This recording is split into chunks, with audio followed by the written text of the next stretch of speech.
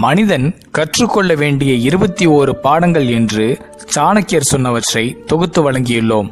அதை பார்க்கலாம். சிங்கத்திடமிருந்து 1ஐயும், கொக்கிடமிருந்து 2ஐயும், கழுதையிடமிருந்து 3ஐயும், கோழியிடமிருந்து 4ஐயும், காக்கையிடமிருந்து 5ஐயும், நாயிடமிருந்து 6ஐயும் நாம் கற்றுக்கொள்ள வேண்டும். சிங்கம் எந்த ஒரு விஷயத்தையும் உடனடியாக செய்யாது. நன்கு ஆலோசனை செய்த பின்பு முழு மனதுடன் உறுதியாக செயல்படும். கொக்கு ஓடுமீன் ஓட உருமீன் வரும் வரை காத்து நிற்கும். அதைப்போல அறிவாளி ஒரு காரியத்தை செய்வதற்கு முன் காலம், இடம், தன் ஆற்றல் கூடும் வரை காத்திருந்து செய்வான். கழுதையானது களைப்புற்றாலும் தன் வேலையை தொடர்ந்து செய்யும். வெயில், மழை என்று பாராமல் உழைக்கும். தன்னுடைய முதலாளிக்கு கட்டுப்பட்டு இருக்கும் குணம் ஆகிய 3ம் கழுதையிடமிருந்து கற்றுக்கொள்ள வேண்டிய விஷயங்களாகும்.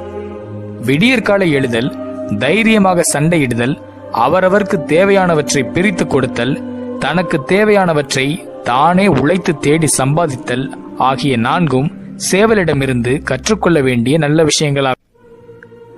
இரவில் மனைவியுடன் சேர்ந்திருத்தல், தேவையான பொருட்களை சேமித்து வைத்தல், யாரையும் எளிதில் நம்பாமல் இருத்தல், தைரியம், எச்சரிக்கை உணர்வு ஆகிய 5ம் காக்கையிடமிருந்து கற்றுக்கொள்ள வேண்டிய விஷயங்களாகும்.